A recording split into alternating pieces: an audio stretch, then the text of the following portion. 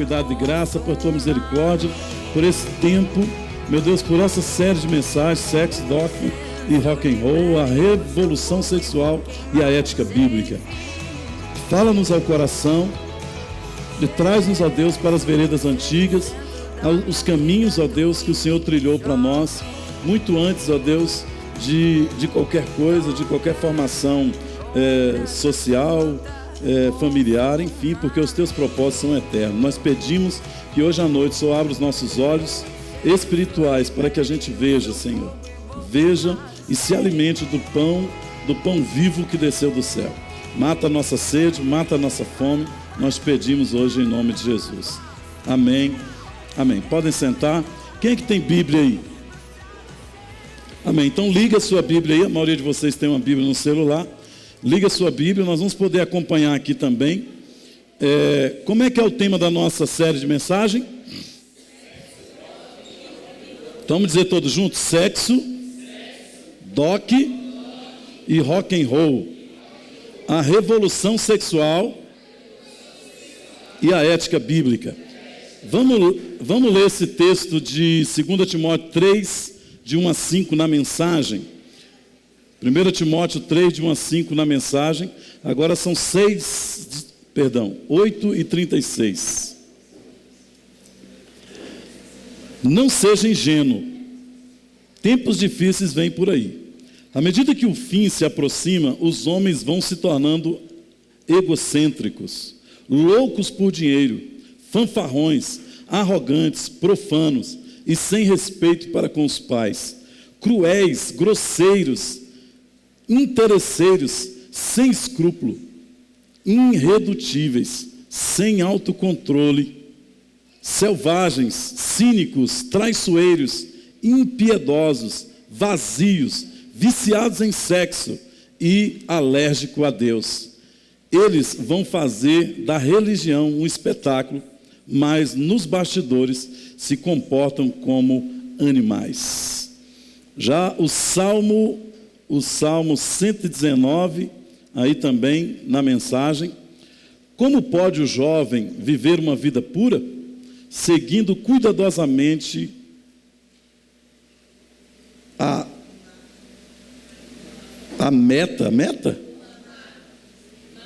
o mapa da sua palavra? Estou decidido na tua procura. Não permita que eu passe sem ver as placas que pusestes no caminho. Guardei as tuas promessas na caixa forte do meu coração, para que eu não vá à falência.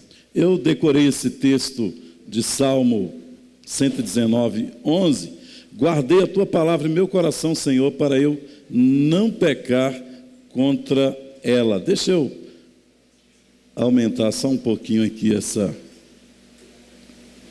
Pois bem, irmãos,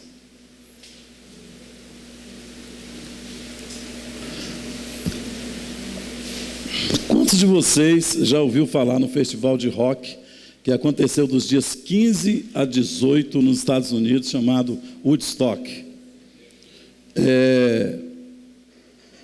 Uma curiosidade a respeito do festival que aconteceu, uma curiosidade é que o festival não aconteceu na cidade de Woodstock, que é uma cidade americana do estado de Nova York.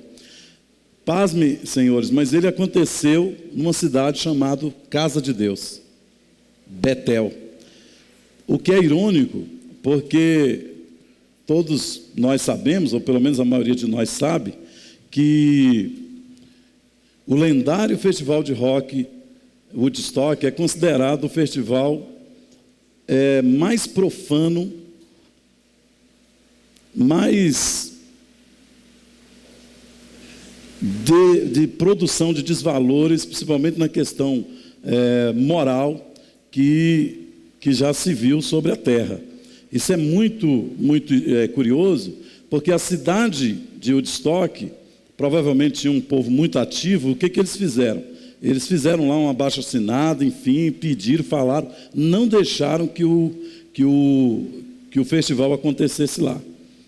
E aí eles ficaram em cima da hora sem saber o que fazia, Então, um senhor pegou e liberou, numa cidade vizinha, em uma fazenda, para que eles fizessem um festival ali. Segundo os críticos, o festival de Woodstock estabeleceu uma revolução na cultura do rock, na cultura pop, na cultura hippie, de paz e amor. Aquela coisa de paz e amor, aquilo ganhou corpo nesse tempo. Milhares de jovens, acredita-se que 500 mil de jovens, 500 mil jovens, buscavam paz, liberdade e amor, com um lema que deu origem ao nome da nossa série aqui, que é Sexo, Droga e Rock and Roll. E aí o nosso aqui, Sexo, Doc e Rock and Roll. Naqueles dias, eles estavam com um lema muito publicitado na época, que eles diziam: faça amor, não faça guerra.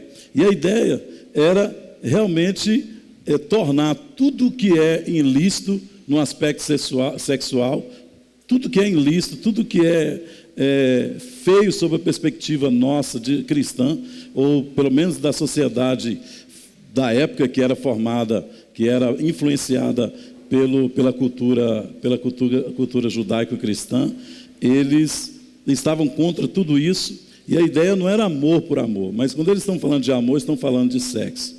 Um certo historiador chamado Henrique Soares Carneiro, ele é professor da Universidade Federal em São Paulo, ele faz o seguinte comentário a respeito do festival. Ele diz: o encontro festivo e rebelde que quase 500 mil de jovens, num clima de exaltação das liberdades, recusando a guerra, recusa a guerra, uso de drogas psicodélicas, nudez e sexualidade desafiadoras, foi um evento artístico, político e existencial marcante. Ou seja, o Festival de Rock de Woodstock não era um mero show musical de entretenimento, era um ato político, existencial muito grande, de rebeldia contra o sistema social, cultural da época, e ficou conhecido como a contracultura ou a anticultura do Ocidente.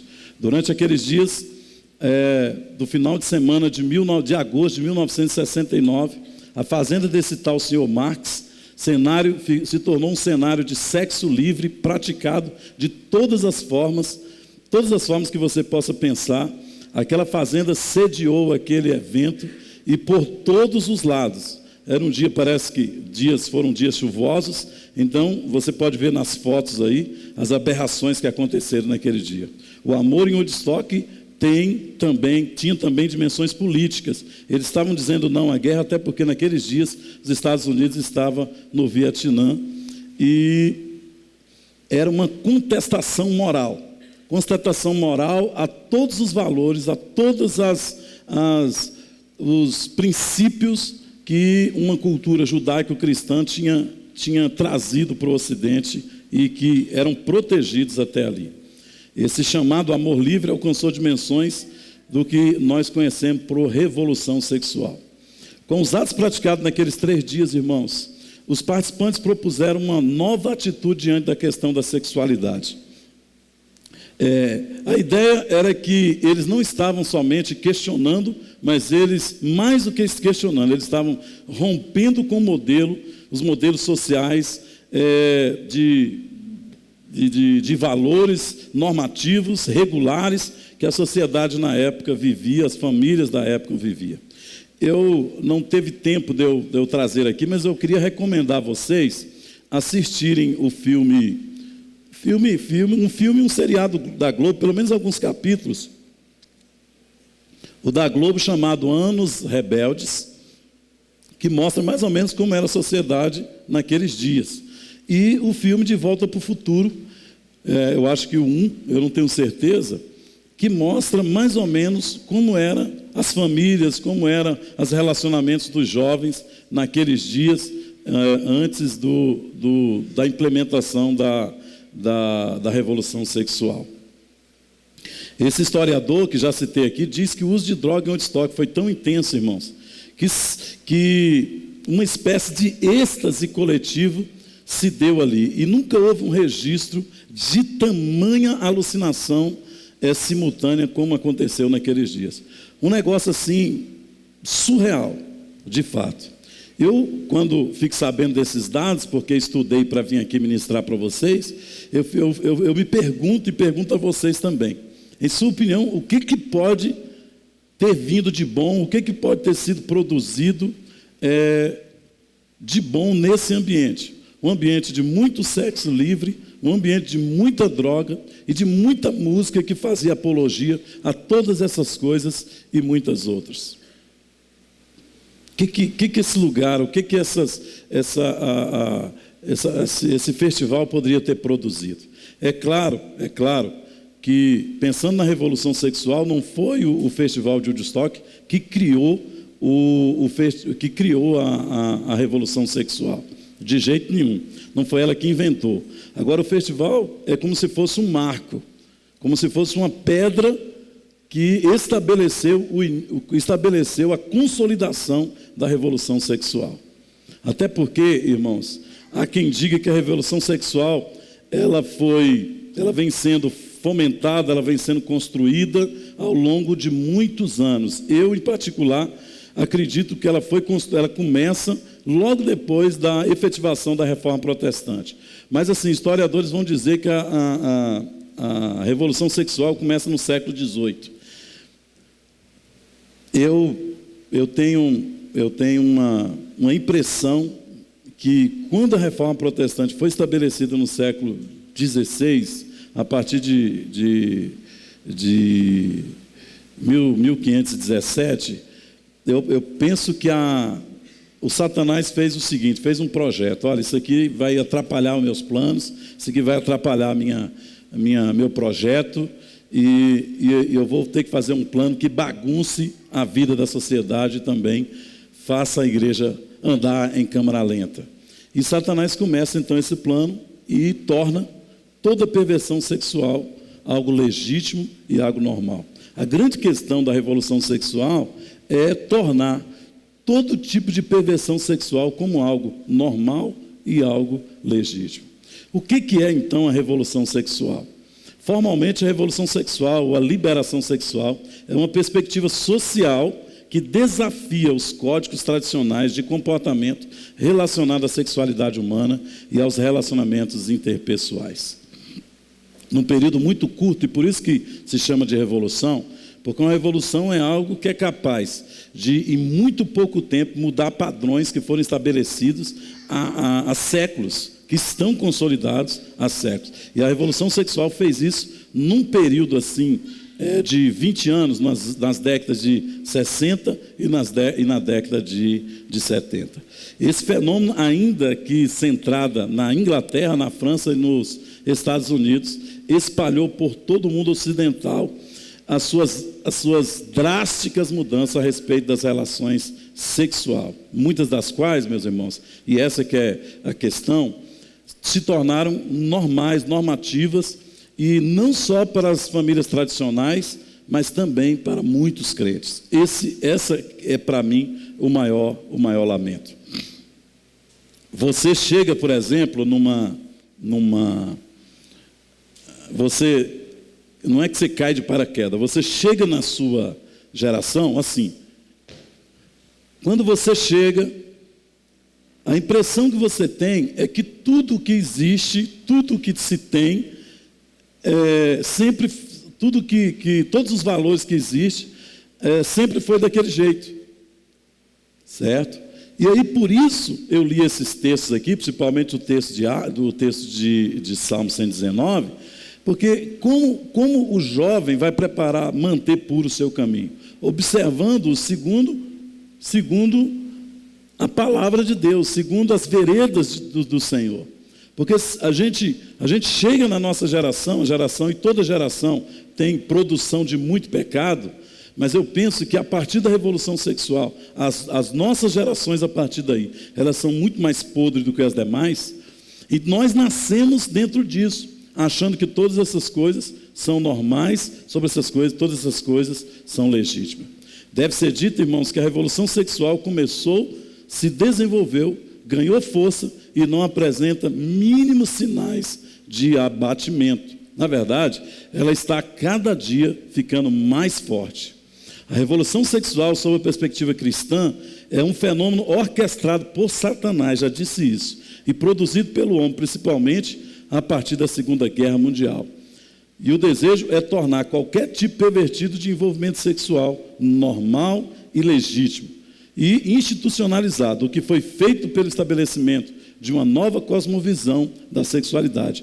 Ou seja, como que se conseguiu fazer isso? Estabelecendo uma nova cosmovisão com relação à sexualidade. Porque a cosmovisão é como a gente vê o mundo. Então, como se via a questão sexual, se via pelo olhar bíblico, pelo olhar da cultura judaico-cristã que foi estabelecido no Ocidente, na Europa principalmente. Mas uma vez que se mudou essa cosmovisão, ou a forma, ficou diferente a forma de se olhar para essas questões da sexualidade, o que aconteceu? As práticas também, as atividades envolvendo essa área da vida também passaram a seguir os pensamentos que temos a respeito dela. Antes da revolução sexual, os padrões da ética sexual eram moldados pela cosmovisão bíblica, que carrega consigo também, em certo sentido, uma cosmovisão a respeito do sexo. Depois eu vou falar sobre isso, talvez na outra mensagem. Ou seja, antes via-se a questão da sexualidade, irmãos, sempre as relações sexuais, sempre sobre essa ótica bíblica. E isso tudo foi mudado quando o pensamento da gente foi trocado. Tem um escritor que eu estou lendo, Andreu Sadlin, escritor cristão, autor do livro A Cosmovisão Sexual Cristã.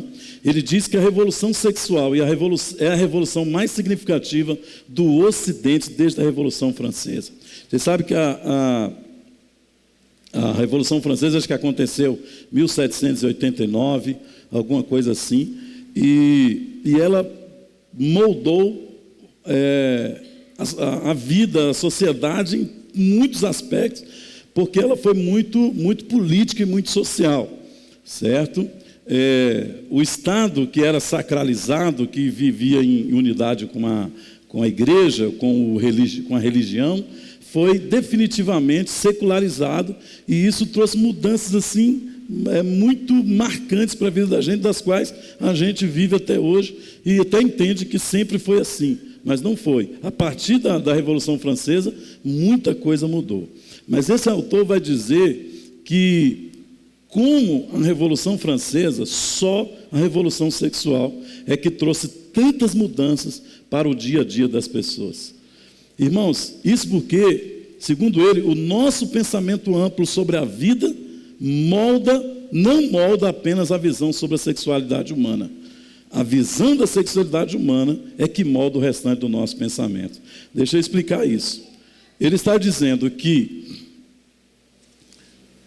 a ideia que nós temos da sexualidade, da nossa sexualidade, de como nós desenvolvemos a nossa sexualidade, vai moldar muitas e muitas áreas da nossa vida. Muitas e muitas áreas da nossa vida. Ou seja, nós vamos agir a respeito de outras questões a partir do nosso entendimento a respeito da sexualidade humana. Por exemplo, se um indivíduo diz assim, eu sou contra... Se alguém pergunta, você é contra ou a favor do aborto? Parece que o aborto em si, que está falando de assassinato, de tirar a vida de um feto, parece que ele não tem correlação praticamente nenhuma com a questão da sexualidade, da cosmovisão sexual.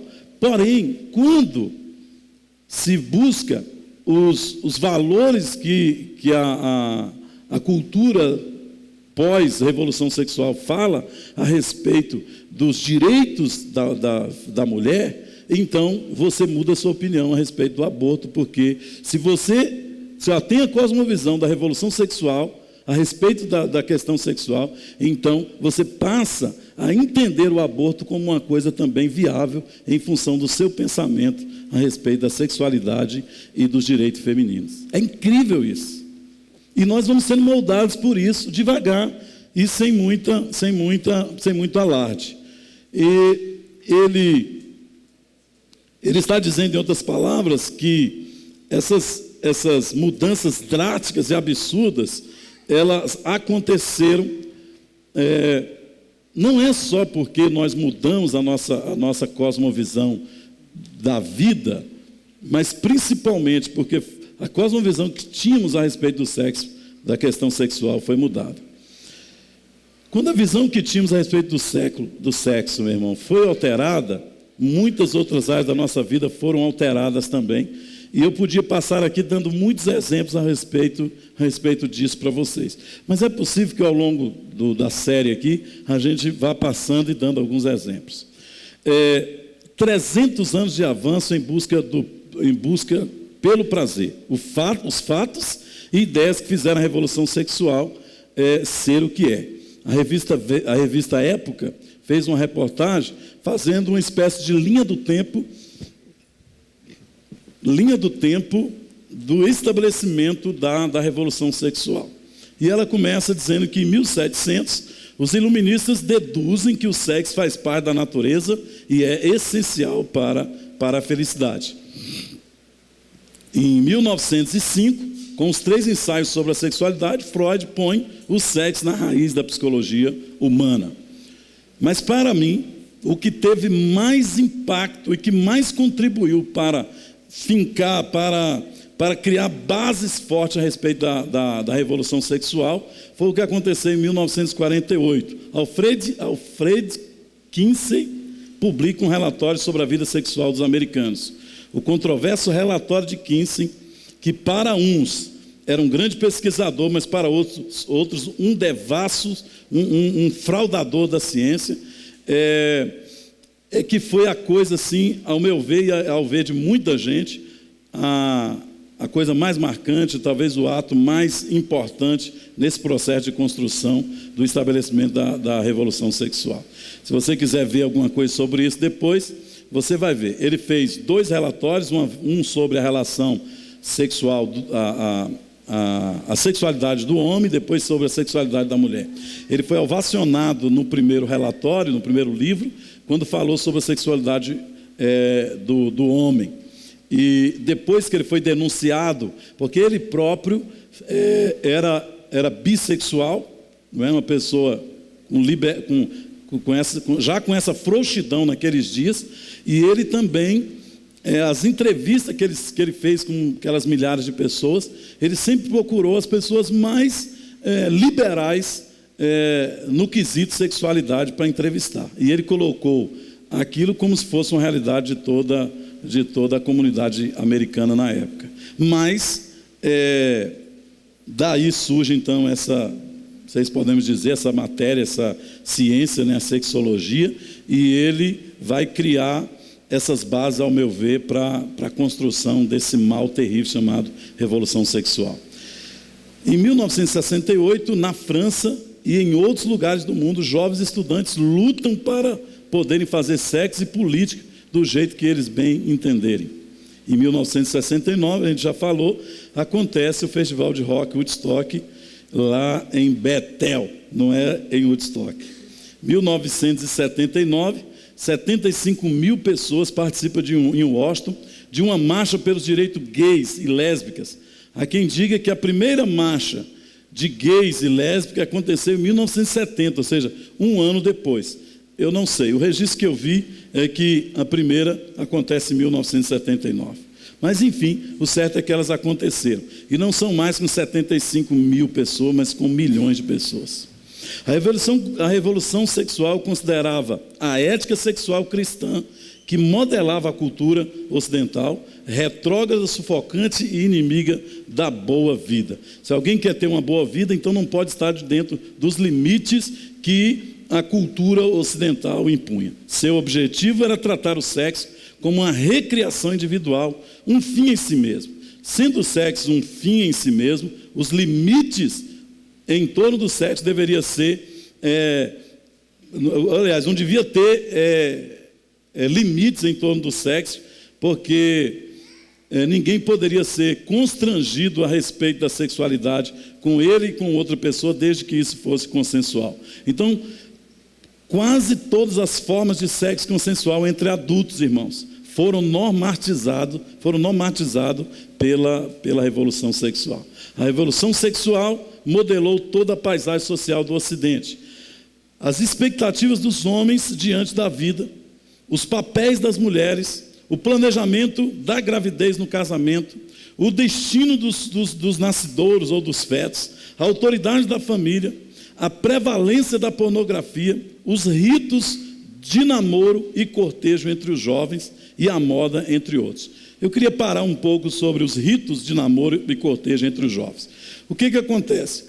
Você vai em qualquer igreja, no Gama ou em Brasília, pelo menos 99% delas, e lá não existe nenhuma palavra, nenhum conceito que contrarie o namoro como uma prática normal para a vida dos cristãos, certo? E você vem na igreja de Cristo Doximos, aí você chega aqui, alguém diz para você que o namoro, como aí está, ele não existe, ele não é uma prática cristã, certo? E aí você fica, quem são essas pessoas para me dizerem isso? E aí a gente tem dados aqui. Primeiro, não existe, irmãos, na Bíblia, uma relação efetivamente de namoro que não foi interpretada pelos autores bíblicos como pecado. O único caso bíblico de namoro que você vê na Bíblia, se você tiver outro você me fala, mas é o de Sansão e Dalila, certo? Que eles em consenso têm relações e não sendo casados nos dias de juízo. É interessante que aqueles dias são os dias mais negros do povo de Israel, são 400 anos mais terríveis que o povo de Israel viveu. Mas é interessante, ali quase que uma única vez, ou uma das poucas vezes, que essa relação aparece legitimada ali na Bíblia, até por um herói bíblico, vamos dizer assim. Então o namoro, ele não é bíblico, você não vê isso na Bíblia. Então você chega na igreja e diz isso, você encontra a igreja de Cristo Doximos ou qualquer igreja que trabalha sob a perspectiva do cortejo ou da corte baseado nos princípios bíblicos, aí quem são essas pessoas, quem são esses pastores para impor isso sobre as nossas vidas? Então a primeira questão é a questão bíblica. A outra questão é a questão cultural, que foi mudada por causa da implantação da revolução sexual. Então, antes da revolução sexual, irmãos, ou antes da revolução sexual ter os seus efeitos marcantes na nossa sociedade, uma sociedade como a brasileira, por exemplo, minha mãe, é muito provável que ela ficou 50 anos com meu pai, mas ela casou com ele, mesmo não sendo crentes, e a primeira vez que eles se beijaram foi no altar. Se você ouvir, e você deve ouvir, aquela frase tradicional, eu falo isso para o meu amor, aquela frase tradicional que os pastores e padres dizem, pode beijar a noiva. Quem lembra dessa frase? Essa frase não faz sentido dentro do contexto de namoro, irmãos. Não faz sentido. Por que o padre diz assim para os nubentes? Podem beijar a noiva, porque ele realizou o casamento e até ali eles nunca tinham beijado na boca. Eles nunca tinham tido essa experiência. Então, fora desse contexto, não faz sentido nenhum. Eu, por exemplo, já falei para ela, quando eu vou fazer casamento de pessoas que estão na corte, que estão fazendo RA, eu tenho a maior alegria e com muito entusiasmo de dizer, pode beijar a noiva. Mas se esses nubentes já viviam se lambrecando, não é? Se esses nubentes já viviam se lambrecando, por que eu vou dizer isso? Não tem porquê. Então, de forma que a maior parte das questões controversas que hoje a gente vive, irmão, elas derivam da revolução sexual. Eu vou dar alguns exemplos. Gravidez de adolescentes é uma coisa tratada e muito recorrente. Divórcio desenfreado, a banalização do matrimônio. Você sabe que o divórcio no Brasil fez agora 50 anos, a lei do divórcio. Então, o divórcio desenfreado, esse é um tema recorrente, muito estudado por essas pessoas que estudam essas ciências sociais. O aborto, milhões e milhões de fetos são mortos, assassinados todos os dias, por causa por causa do aborto. Feminismo. O feminismo, não sei quantos de vocês sabem, foi o feminismo que inventou a ideologia de gênero.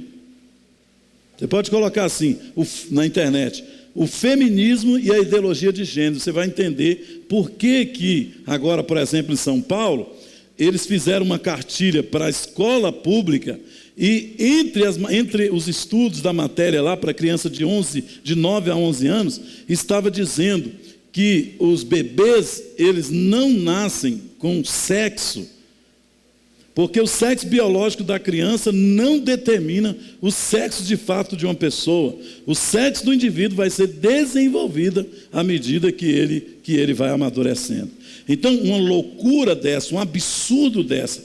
Se você, há 30 anos atrás, ouvisse qualquer pessoa falando isso, você sabe o que ia acontecer com essa pessoa? Qualquer pessoa que falasse isso, essa pessoa ia ser ridicularizado.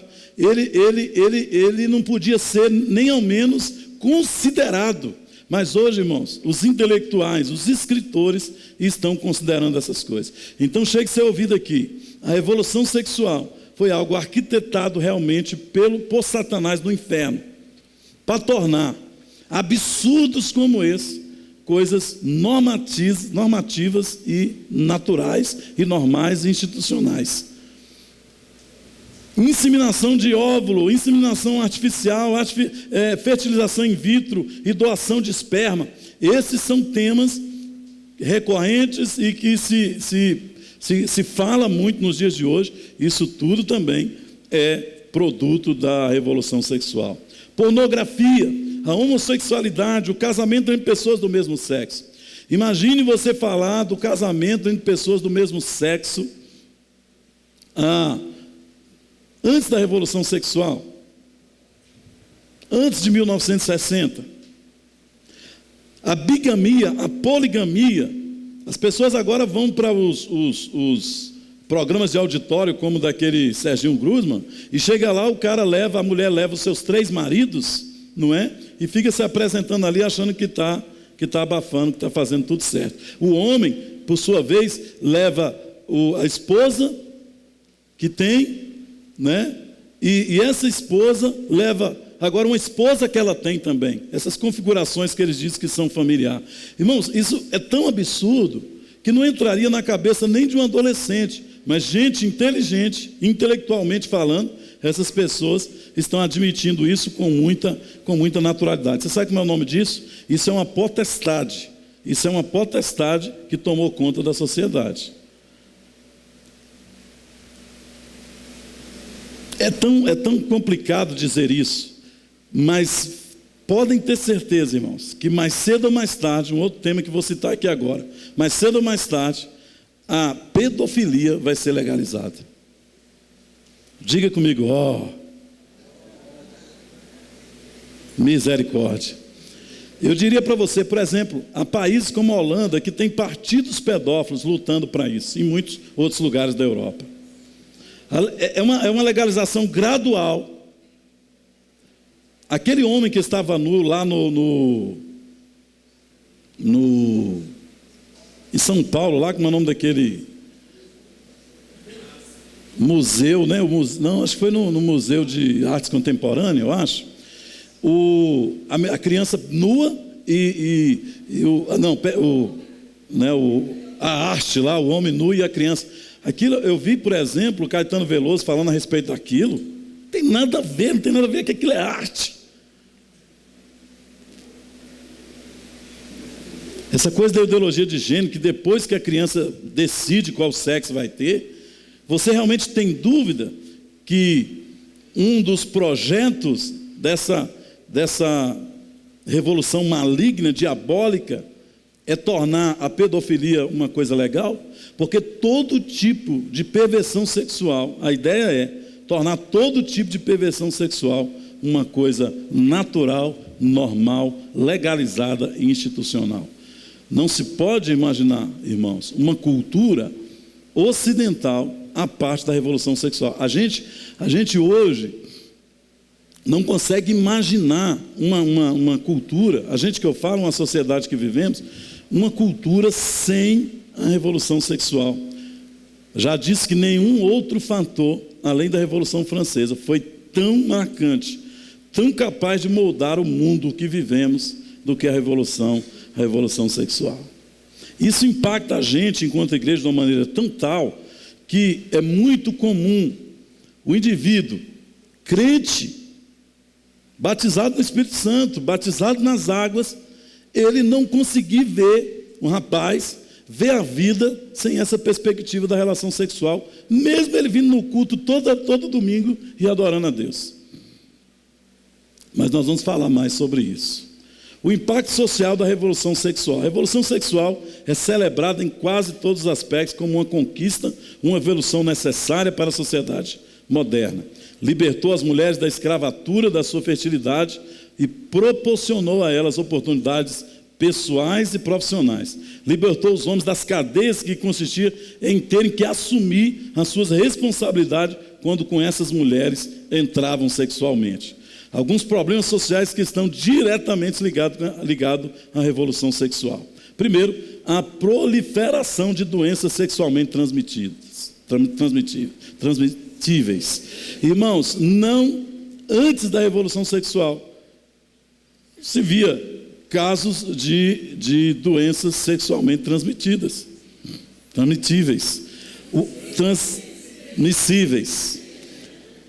Aumento de casos de estupro. Isso era uma coisa rara. Aumento de casos de estupro, é uma questão social complicadíssima.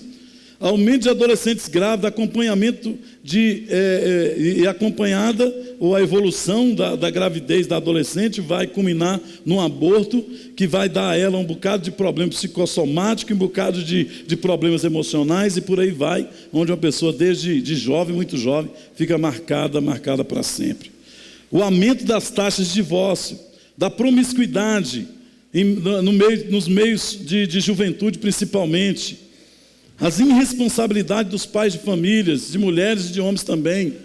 É inegável, irmãos, que a revolução sexual teve a audácia de entrar e ferir poderosamente todas as relações entre pai e filho, filho e pai, pais e filhos e mães, irmãos e irmãs. Então ela mexeu com todas essas questões que podem ser pontuadas estatisticamente e outras que não podem. Por exemplo, questões muito difíceis: trauma das crianças com lares desfeitos, situações de depressão, de solidão e etc. Como que afere as milhões e milhões de crianças que se tornaram órfãos de pais, dos seus pais ou do macho, por causa do advento da revolução sexual. Estudos mostram que crianças, principalmente de baixa renda, são os que mais sofrem com esse cenário, pois apresentam menor probabilidade de desempenho positivo em várias medidas de qualidade da vida, em várias. Existem pesquisas que mostram estatisticamente que mulheres cujos maridos são chefes de famílias, ou seja, são um provedor, tendem a ser mais felizes do que outras mulheres. Homens casados tendem a trabalhar e ganhar mais do que homens solteiros. Ei, você quer ganhar mais dinheiro? Então case-se. Crianças, principalmente as meninas cujas mães são divorciadas ou solteiras, têm maior probabilidade de sofrer abuso sexual em casa ou crianças que os pais que está com ela lá não são pais biológicos.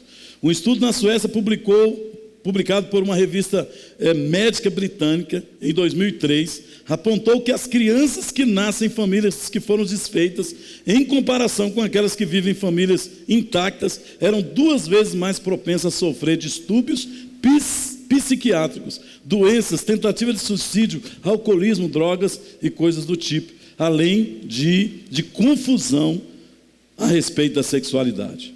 Um estudo publicado na Grã-Bretanha em 2006 descobriu que 70% dos jovens infratores vêm de famílias de mães solteiras, e as crianças que haviam crescido com mães solteiras ou em famílias desestruturadas tinham entre 3 a 6 vezes mais probabilidade de sofrer abuso.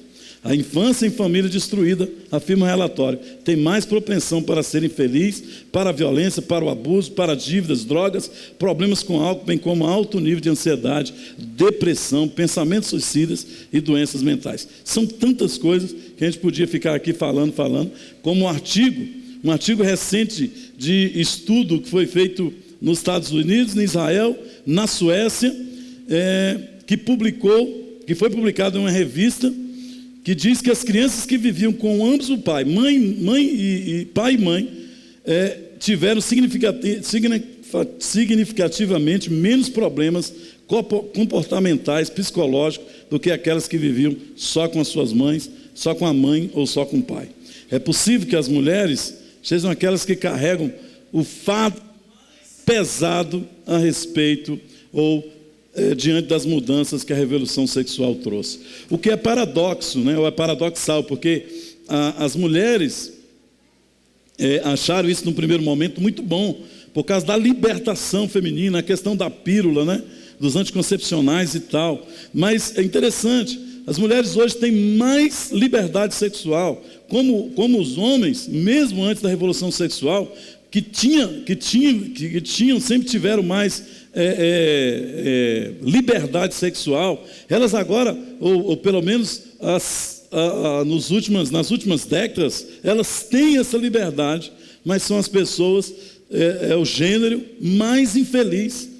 Se perguntar, foi feita pesquisa, porque eu não quero ficar citando todas elas aqui, mas é interessante, foi feita pesquisa entre as mulheres que viveram antes da revolução sexual, que eram mulheres castas enquanto solteiras, ou eram mulheres que viviam e tiveram um único amante em toda a vida, que era somente o seu esposo. Mulheres que não experimentaram o divórcio e que viveram para os seus familiares, para o marido, para os filhos. A pesquisa detectou que essas mulheres eram mulheres muito mais felizes do que as mulheres que hoje ganharam o mercado de trabalho, ganharam liberdade sexual, elas têm as pílulas, elas têm o dinheiro, têm tudo, e são pessoas altamente infelizes. Então, irmãos, alguma coisa está errada. Se a revolução sexual não fosse ruim só pelo aspecto moral, em contraste com a Bíblia, ela deveria ser para nós, diante dos resultados que esse fenômeno tão extraordinário no sentido negativo trouxe para a sociedade, trouxe para os povos do Ocidente. Eu vou repetir, se não tivesse implicações bíblicas, por si só, a revolução sexual, ou seja, todo o formato, todas as formas ilícitas que foram normatizadas, institucionalizadas, que foram regularizadas pela revolução sexual, se não fosse uma questão bíblica, irmãos, o simples fato dessas coisas ter trazido tantos males, a gente já devia ter repugnar todas essas coisas. Mas nós vamos falar sobre isso aqui. Acredita-se que a igreja se cala diante disso. Eu não vou perguntar para vocês, porque a maioria de vocês são da Igreja de Cristo Dogmas, e vocês já ouviram palestra próxima do que eu estou dando aqui hoje. Mas você pode ir na maioria das igrejas, então não tem nenhum jactância nisso aqui. Eu só estou explicando que se fala pouco e se prepara os jovens pouco, jovens que estão mergulhados dentro de uma sociedade que vive essa revolução, os efeitos dessa revolução, precisam de ouvir mais sobre isso e ouvir mais a respeito do Evangelho e da ética bíblica sexual. A revolução sexual também atingiu mulheres, atingiu homens, atingiu crianças, atingiu todo mundo. Um dos efeitos sociais existenciais que a revolução sexual trouxe foi o chamado homem-criança. O homem que nunca cresce, que sempre fica infantilizado em face das suas responsabilidades. E quem está dizendo isso não são os pastores não, irmão, são os sociólogos, são os estudiosos desse âmbito da sociedade. Estão dizendo que o homem se infantilizou, ele não cresce nunca. É incrível. O meu pai, por exemplo, o pai dele morreu aos 12 anos de idade e ele tomou a responsabilidade da família. Mas é incrível que indivíduos com 26 anos, com 20 anos de idade, com 30 anos de idade, 35 anos de idade, ele não consegue assumir uma responsabilidade mínima. Ele não consegue ficar adulto. O homem que faz uso de tanta obscenidade, numa época de superabundância de imagens sexuais, paradoxalmente, está mais triste, está mais cabisbaixo, está menos homem. São homens os maiores consumidores de sexo. Por que eles se tornaram pessoas? O sexo industrial, o sexo produzido pela indústria. Por que eles são, então, pessoas muito mais tristes hoje do que eram os homens antes da Revolução? Das últimas décadas surge uma verdadeira indústria do sexo, constituindo-se um setor de negócio no nível lucrativo, assim, tremendamente lucrativo, que vocês sabem que é a pornografia. Não vou falar sobre pornografia aqui, sobre os efeitos negativos da pornografia, que é um produto da revolução sexual também. Mas pesquisas médicas mostram que há uma correlação entre o consumo crescente de pornografia e a perda de libido em relação às mulheres reais, quase sempre esposa. Eu mesmo já tratei com pessoas viciadas em pornografia, que ele não tinha interesse nenhum pela esposa, porque ele está tão acostumado com mulheres virtuais que não tem nenhuma alegria com o seu casamento, com a sua família. Viciados em pornografias existem em quantidade cada vez maior, enquanto que homens românticos em quantidades cada vez menor. O que, volto a dizer, é um paradoxo, porque a promessa da revolução sexual é que as mulheres seriam felizes, principalmente nessa área. Enquanto que hoje em dia é mais fácil do que nunca conseguir sexo por muito pouco, não é? É muito difícil, ao contrário, é muito difícil encontrar homens que saibam respeitar as mulheres e amá-las como elas merecem. Eu podia ficar falando aqui há tantas coisas que podem ser ditas. Há um efeito dominó. Maridos viciados em pornografia perdem o interesse por mulheres, gerando nelas frustrações e sentimento de rejeição, culminando em depressão, culminando em traição, culminando em divórcio, culminando em tantos outros problemas. Diante de todos esses fatores aqui, irmãos, a conclusão é que podemos concluir que todas essas novas modalidades de arranjos sociais negativos produzidos pela revolução sexual trouxe muito mais problemas, muito mais tristeza, muito mais depressão, muito mais problemas do que qualquer outro. E aí, irmãos, nós como crente, mais do que os efeitos negativos da revolução sexual, da qual nós estamos tão inseridos enquanto ocidentais, nós temos a Bíblia, amém? Como guardará puro o jovem seu caminho? Como? Observando segundo a tua palavra, Senhor. Estudiosos de diversas áreas já perceberam os desastrosos efeitos da revolução sexual. E eles estão preocupados. Estudiosos. Esses efeitos sobre a família, sobre a sociedade, sobre a família e sobre o indivíduo. Os impactos dessa revolução atingem não somente a sociedade nas dimensões sexuais, porque devia ficar só nas dimensões sexuais, mas elas atingem muitas outras áreas da vida das pessoas. Certo? A sociedade está prestes, irmão, a ter um colapso. Isso porque, e isso não parece incomodar. O Estado não parece incomodar. Muitos pais não parecem incomodar. Muitos pastores não parecem incomodar a mídia, que, ao contrário, está sempre fazendo publicidade positiva a respeito de todas essas coisas. Mas mesmo que isso incomodasse, o que as autoridades poderiam fazer?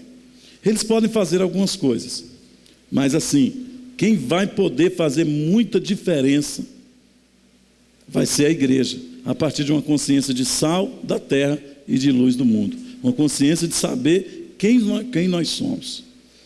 Nós temos que falar da pureza sexual, irmãos, não com a nossa voz simplesmente, mas com uma vida de pureza sexual de fato. Porque todas as impurezas que nós cometemos inadvertidamente, enquanto somos solteiros, isso vai afetar diretamente as nossas famílias no futuro. Eu estou diante de jovens aqui, e é bom estar, porque você tem tempo para evitar todos esses males na sua vida. O fruto da revolução sexual, ironicamente, as consequências sociais mais prejudiciais recaíram sobre as mulheres e sobre as crianças. Eu falo ironicamente porque os defensores mais ferrenhos da revolução sexual, eles professavam que os indivíduos mais frágeis, mulheres e homens, mulheres e crianças, seriam muito beneficiados. As mulheres, irmãos, são as mais perturbadas pelos efeitos produzidos pela revolução sexual, e eu já disse aqui. As mulheres desejam homens líderes das suas casas, amantes verdadeiros, mas a revolução sexual produziu verdadeiros playboys irresponsáveis, infantilizados, que não crescem nunca. As mulheres que têm homens que participam com elas nos deveres domésticos, mulheres que sabem que os seus maridos só têm a elas como amante. Então essas mulheres são as mulheres mais felizes, porque isso é um dos aspectos da feminino que traz segurança, que traz conforto. Sem dúvida, as mulheres são as primeiras grandes vítimas da questão da revolução sexual. Mas parece que o jogo meio que foi consolidado com relação às mulheres, e nos últimos anos o trabalho ferrenho de Satanás é contra as crianças. E Satanás está abusando de criança, porque numa roda, essas crianças depois vão ser adultos que abusam de outras crianças, e assim sucessivamente. Se a igreja não correr, se a igreja não chegar. A fornicação, a prostituição, o divórcio tornou as crianças cada vez mais vulneráveis. Sem falar do problema da pedofilia, que eu disse para vocês, que gradativamente está sendo normatizada, está sendo legalizada. A revolução sexual fez do aborto um plano B. Mas é interessante, não devia ter o plano B, porque as pílulas deveriam resolver o problema, né? A camisinha deveria resolver o problema. Mas a gente não tem ideia o tanto de crianças que são assassinadas enquanto são fetos. Milhões e milhões e milhões de crianças. E quando a pessoa se torna adolescente, que chega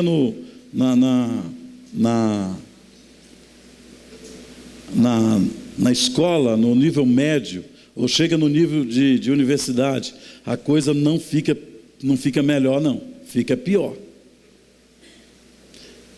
Porque o padrão sexual da pessoa normalmente vai ser moldado aí nessa fase, porque ela vai começar, se não foi abusada antes, ela vai começar a ter um padrão sexual a partir dessa saída de casa.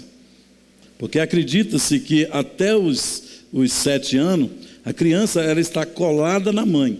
Dos 7 aos 13 anos, ela está colada no pai.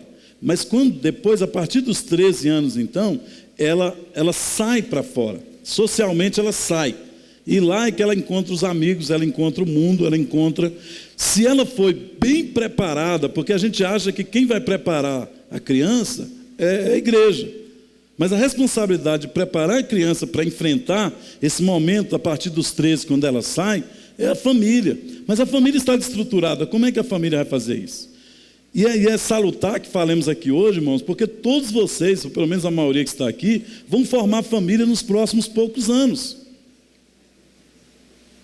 E essas famílias, desajustadas, desconfiguradas, elas vão cada vez mais produzindo pessoas também com seus problemas emocionais, com suas disfunções sexuais e confusões também. Os campos universitários se tornaram ambientes propícios para uma espécie de balão de ensaio, né, de um laboratório do desenvolvimento da revolução sexual. É interessante. Você não precisa ser crente, não precisa ser, não é coisa de pastor. Você pode entrar aí na internet e procurar para saber das aberrações que são desenvolvidas nas universidades, principalmente as universidades públicas. A teoria na prática do sujeito é mais ou menos assim, da moça e do rapaz. Eu preciso desenvolver a minha vida profissional, eu preciso ter sucesso profissional, eu preciso de crescer. Então, as relações afetivas duráveis, consistentes, elas não são bem-vindas, porque vai atrapalhar a pessoa no desenvolvimento profissional. Então, o que acontece? Se vai atrapalhar a pessoa no desenvolvimento profissional, e ela tem necessidades afetivas e sexuais também, o que o jovem, então, que entra na universidade vai fazer? Ele, então, vai desenvolver uma vida sexual promíscua. Ele vai desenvolver uma vida sexual promíscua. Agora, isso parece não ser ainda, diante dos efeitos negativos da revolução sexual e de todas essas práticas, isso parece não ser muito antagônico, problemático para as pessoas que estão no mundo. Mas o problema é que nós, jovens da igreja, estamos entrando pelo mesmo caminho. Nós não estamos querendo casar. O indivíduo faz 20 anos, 21 anos, 23, 24, 25, 30 anos, ele está na casa do pai, ele nem passa pela cabeça dele de casar. Então você pode conversar comigo se você está nessa lista, porque eu vou te dizer que alguma coisa está errada com você, ou você está no pecado. Desculpa a minha ser tão direto aqui hoje. Porque todos nós, nessa média de idade, irmãos, deveríamos estar com muita vontade de casar. Como disse o pastor Sérgio, devia estar chorando, não é assim que ele diz? Devia estar chorando no monte, para que Deus lhe desse a sua esposa, o mais rápido possível. Sim ou não? Mas por que nós não nos preocupamos com isso? Alguma coisa está errada. Agora, porque assimilamos, mesmo que sem querer, os padrões, os códigos morais de comportamento, de ética da revolução sexual. A gente tem que casar, a gente tem que querer casar. Isso é uma bênção. Amém, irmãos? Você entendeu o que eu disse? Então aplauda a Deus aí com muita alegria.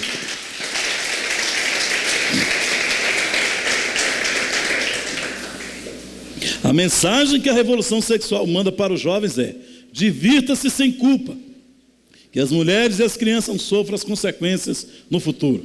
Todavia os homens também sofrem algumas consequências. Como disse, a irresponsabilidade gerada pela revolução sexual produziu esse homem, quando não infantilizado, efeminado. É uma característica assim bem constante nos meios sociais hoje. O cara é muito infantil ou ele é efeminado. Então, irmão, isso é produto de toda essa coisa que nós estamos falando aqui, sobre todo desse fenômeno que nós estamos falando aqui. Agora, não dá para a gente falar hoje, mas depois da conferência nós vamos voltar a falar aqui então sobre a ética bíblica, porque nós falamos sobre a revolução sexual, falamos do início dessa revolução, quando que isso começou, falamos do festival de Woodstock como o marco consolidador, vamos dizer, desse fenômeno, dizendo que veio para ficar. Falamos dos vários valores estabelecidos por ela, das várias formas de comportamentos, de envolvimentos sexuais que ela estabeleceu, normatizou e foi adotado pela maioria das famílias, inclusive por muitas cristãs. Falamos do problema, dos efeitos colaterais, dos frutos negativos que essa revolução trouxe. E na próxima vez que nós nos encontrarmos aqui, nós vamos falar sobre a ética bíblica, porque há um contraponto aqui, irmãos. Há uma ética bíblica que Deus tem para nós, que nós precisamos de viver. Eu queria concluir dizendo o seguinte: imagine a vida sem geladeira. Imagine aí. Já imaginou a vida sem geladeira? Eu acho até difícil de alguns de vocês imaginar. Imagine a vida sem luz elétrica. É possível? Imagine a vida sem computador. Imagine a vida sem smartphone. Imagine a vida sem automóvel. E etc, etc. Agora, a gente, olha para mim, eu vou terminar. A gente vive, irmãos, como se essas coisas sempre tivessem existido. Ei, computador é uma coisa nova. Luz elétrica, relativamente nova. Agora, a gente não consegue ver a vida sem a luz elétrica, sem o computador, ok. Agora, quais são as implicações negativas de nos acostumarmos com todos esses benefícios que o progresso, a indústria e o avanço tecnológico nos proporcionou? Qual é a grande implicação de termos todas essas coisas, nos acostumarmos com ela? Qual é? Eu sei que tem, eu não sou estudioso desses fenômenos, mas eu sei que tem algumas implicações.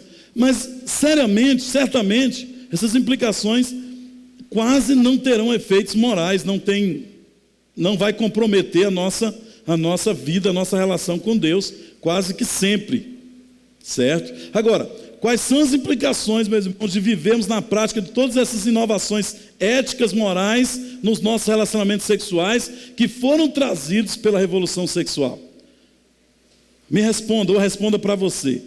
Quais são as implicações negativas de viver uma vida, ou de não sabermos viver, sem todas essas práticas do comportamento sexual que a revolução sexual nos trouxe? Porque, irmãos, assim como nós chegamos, caímos aqui, e já existia luz elétrica, já existia automóvel, a maioria de nós aqui nascemos a partir da revolução sexual, já existia. E muitos de nós assimilamos essas práticas como coisa normal. E muitos de nós aqui dentro, ainda que somos jovens, estamos vivendo essa prática vergonhosa. Ora, aí a minha pergunta, de novo, quais são as implicações a respeito disso? Se não tem muitos problemas negativos, eu ter me acostumado com o smartphone como se ele sempre tivesse existido, irmãos, já com relação aos envolvimentos sexuais ilícitos, há muitas implicações, mas muitas mesmo em níveis pessoais, em níveis sociais, em níveis culturais, em níveis principalmente familiares, emocionais e espirituais. Escute isso, apesar da normatização cultural e social dessas práticas sexuais, apesar da institucionalização dessas práticas, elas ainda se constituem abominação diante de Deus. Nós temos que lutar contra elas, nós temos que dizer não a elas. Quem delas se utiliza vão experimentar as suas consequências aqui na terra e também na eternidade. Como disse Paulo aos Efésios 5 e 6, porque bem sabeis isso, que nenhum devasso, ou impuro, ou avarento, ou qual é idólatra, tem herança no reino de Cristo e de Deus. Ninguém vos engane com as palavras vãs, porque por causa destas coisas vem a ira de Deus sobre os filhos da desobediência. O fato de serem legalmente praticadas como algo normal, defendidas pela mídia, institucionalizada pelo governo, pelo Estado, não quer dizer que Deus mudou com relação a elas. E nós temos que voltar para a palavra de Deus. Eu queria que você ficasse de pé, nós vamos orar.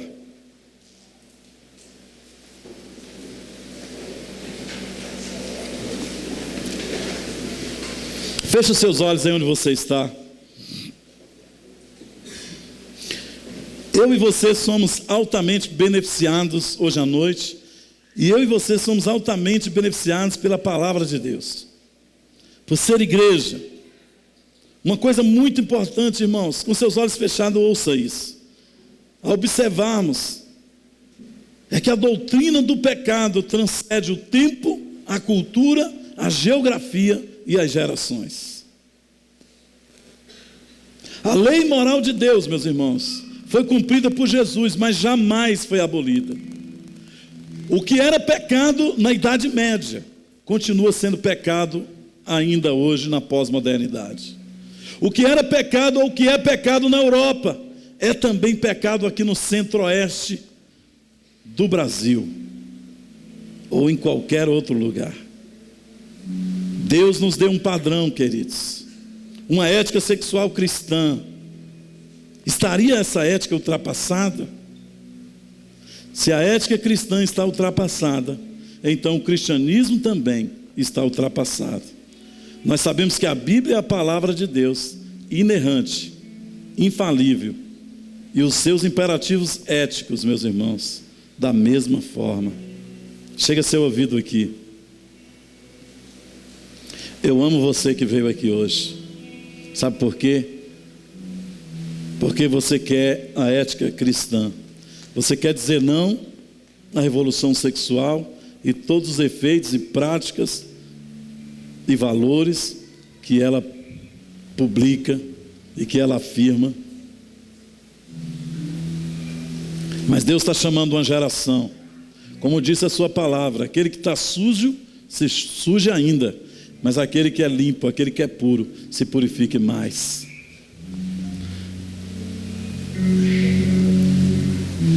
Louvado seja Deus por sua vida.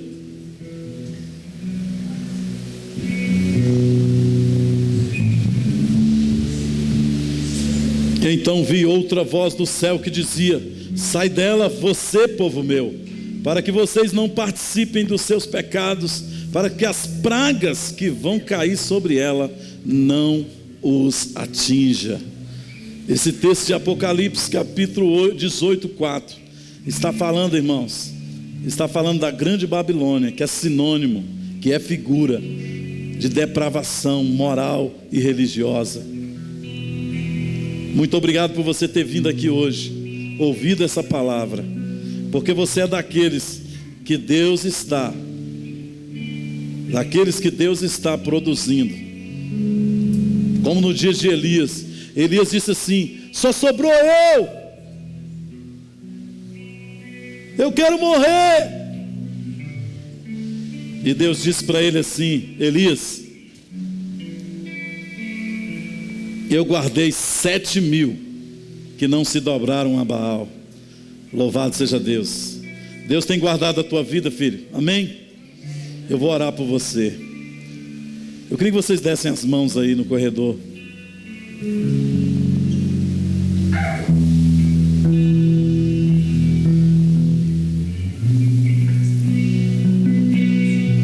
Senhor Jesus, bendito é o teu nome, Pai. Louvamos o teu nome. Meu Deus, forja nesse lugar aqui, Senhor, uma geração de jovens, meu Deus, que estão guardando puro o seu caminho, Senhor. Uma geração de jovens que serão, Senhor, as famílias que serão produzidas amanhã. Famílias fortes, famílias santas, que produzirão, Senhor, glória ao teu nome. Meu Deus, eu te adoro, eu te sirvo, Senhor. Mas eu me alegro, Senhor, por essa juventude na Igreja de Cristo Dogmas e demais irmãos que estão hoje conosco, porque eles decidiram, Senhor, não se dobrar, decidiram dizer não e resistir até o sangue a essa revolução tão danosa, essa revolução tão diabólica.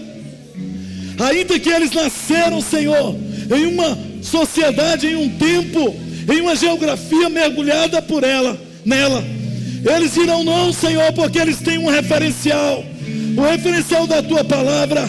Oh, meu Deus, e eles então serão chamados os notáveis da terra.